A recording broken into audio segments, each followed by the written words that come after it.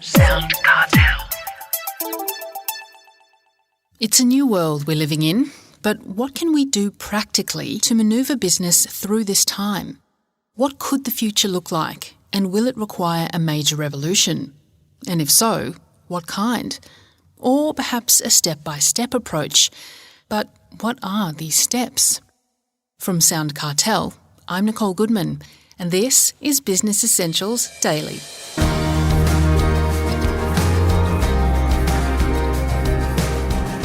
Morris Miselowski is a global business futurist and a very useful person if we want to know where we should be heading in our business lives. He tells us what the future looks like, and an important part of his job is to tell us how to get there. That, he says, comes down to innovation, especially important in a world gone mad as a result of COVID-19. And by innovation, he says, we don't need to invent the next Tesla or create some gigantic leap in the history of mankind. Rather, it's the small, incremental steps that'll make the difference.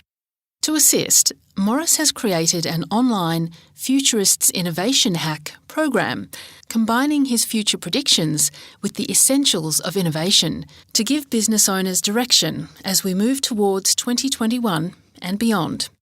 And what are those essentials of innovation?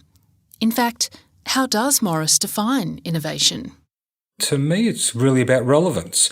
Innovation is about making sure that you, your ideal, your resources, your people, your products, your services, everything about what you are offering is really headed into tomorrow's landscape, absolutely relevant to tomorrow, and for me, ahead of schedule too, so that you're actually up ahead on the road waiting for people when they eventually find you. Well, it's a timely topic right now that we've all been hit by COVID. Hasn't that made us all a bit more innovative anyway in the way we work and run our businesses? I think it's made us more fearful.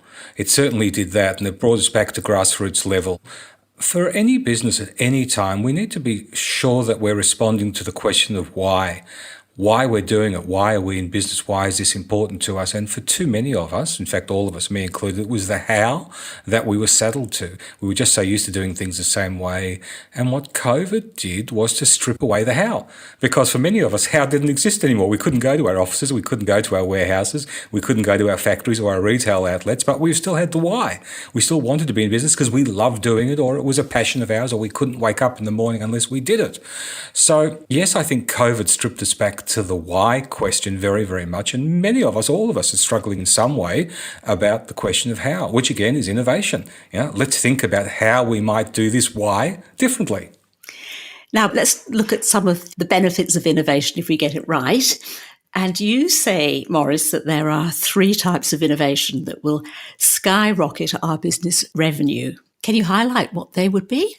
Absolutely. So again, this is about breaking down, chunking down innovation because it's just too big if we think about it as one monolith. For me, there are 3 types of innovation. The first is revolutionary. It's the stuff that we come up with once in a lifetime. It's the Elon Musks, it's the microwave, it's all of those things. And for many of us, that's what we think we have to do for it to be purposeful. There's only a few of us that will ever reach that height. The second type is evolutionary, and that's looking at what's being done around us, but not by us. What are other industries doing? What are other businesses doing? How can I learn from them and bring it into my business? That's evolutionary.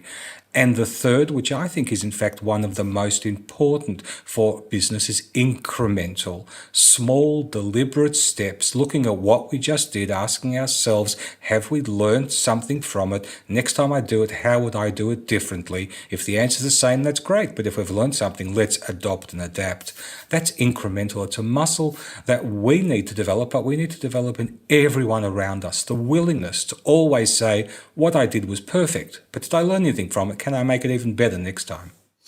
Okay. Well, you also suggest that there are 8 areas of our businesses that we could innovate right now that will offer a tangible return. Now, that's quite a few areas of a business. So what are some of the key ones, Morris? It is. And again, it's about chunking down, Heather. It's always about chunking down. If we have small little bite steps, we can take a little view at that and make some adoptions and some adaptions. So to me, some of the 8 types is innovating around the notion of management. Is our management structure, the people that are guiding it, the way they're guiding it, is that still relevant? We're not saying it's better or worse, we're saying relevant. Does it move us into tomorrow? Is our hierarchy too triangular, so to speak? Is it too flat? Do we have the right people talking to the right people, saying the right things? Our products and services, of course, are another area that we can innovate. And as we've been through the last 6 months, we've had to do that and change and tinker the way we did. If we were a restaurant before, we had tables and chairs. Now we have an external marketplace and we have a very different offering. But again, the why is still the same, going back to that point. What about our process, the way that we do things? Let's look at the process, how we get things from here to there. Are the steps we're still doing perfect? I too often find that there are bumps along the way. It's not frictionless, which is the fancy word now for saying that there's something that makes it difficult for that thing to be done. What about our social, the way we're presenting ourselves to the outside world? Our social media, does it in fact speak to who we are, who we want to be? Our marketing is another one. And the one that I've played with a lot in the last 6-7 months is our business and pricing models. They were all based on a pre-COVID notion of who we were, the way we priced, the way we packaged ourselves, the things that we offered. And many of us, you said already to a number of times, have had to go away from that how, go back to why, and look at how we repackage ourselves. So there are 8 areas of the business that we can break down really easily and begin to tinker with. And to begin to tinker with, because things might just simply not go back to how they were before the start of 2020. I don't ever want them to go back to the way they were before. I mean, going backwards was never something in a futurist lexicon. It just doesn't make sense. We're always moving forward. There are always changes ahead. We have all now had a shared living experience of a vast change, exponential change, accelerated change. We can't go back. It just doesn't make sense. We have to be facing forward. That doesn't mean that everything we've done doesn't work into the future. I argue a lot of it for many of us does.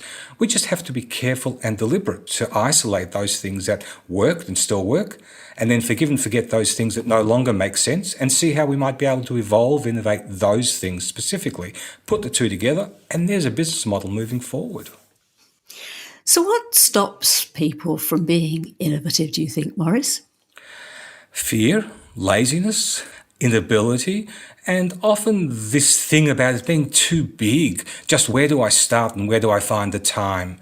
Innovation's often seen as something we do after the fact. You know, when something's gone wrong or we've got a bit of extra time, we get Morris in for a workshop, or it's Friday afternoon, we do a bit of innovation. It's not any of that. It's a lifelong, minute-by-minute activity. We also think of it, I think, in too dramatic a way. It doesn't have to be this big ever-changing thing, which is why I like incremental and talking about that a lot. For me, it really comes down to either the fear, the uncertainty, not being sure what it is we need to do, or truthfully not even knowing where to begin. Okay, well, putting your futurist hat on, as well as your innovating hat on, what do you see ahead for Australian businesses? The good and the bad news. I think 2021 is actually going to be a fairly good year for everybody, or for many people, I should say. We're going into an economy that will have multi-stratas. We have 60% of the population now that's kind of doing okay. Now, nobody's pretending the world's wonderful. Yeah, we're not in Disneyland having wonderful rides and eating popcorn. But 60% is still able to do something, put some food on table, have a business or an idea or a job that is still working. When we get out of this huge lockdown, when we get past the fear that comes of it, realizing that COVID will not disappear, this jab is still a while away, we're going to have to learn to tame it, and we're going to have to learn to live with inside of it. When we do all of that, this 60% is going to revenge buy, which is a nice way of saying make up for the lost time, like New Year's Eve.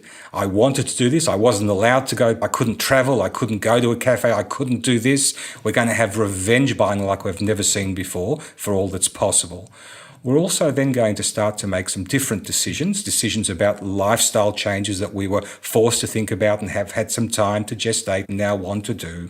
We have another section of the economy that is teetering and not quite sure, might be okay and might not.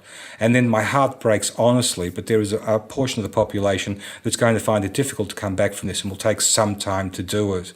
And the Australian economy, the Australian landscape is really going to be looking at how we can resolve all of those multifaceted needs over the next few years. It's not going to be simple and clear cut, but nor is it going to be as negative as I keep hearing. So, Morris, if you had one final message for business owners looking to the future, what would it be? Imagine big, truthfully. We all know what we've been through. We all know the difficulties of it. We don't need to keep repeating it. We need to imagine what we can do despite it and because of it.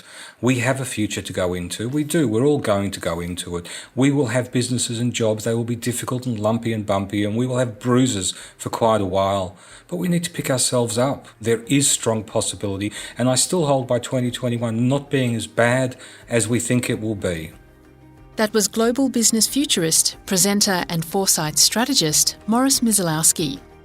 To find out more about Morris's Futurist Innovation Hack program, head to morrisfuturist.com.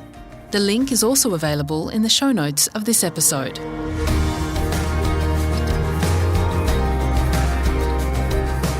Business Essentials Daily is a SoundCartel podcast. Executive producer is Heather Dawson. Producers are Nick Schilberger, Chris Ashmore, and myself. Technical production by Pete Letts and Belinda Trimboli. I'm Nicole Goodman. Thanks for listening. We'll bring you more Be Daily next week. SoundCartel.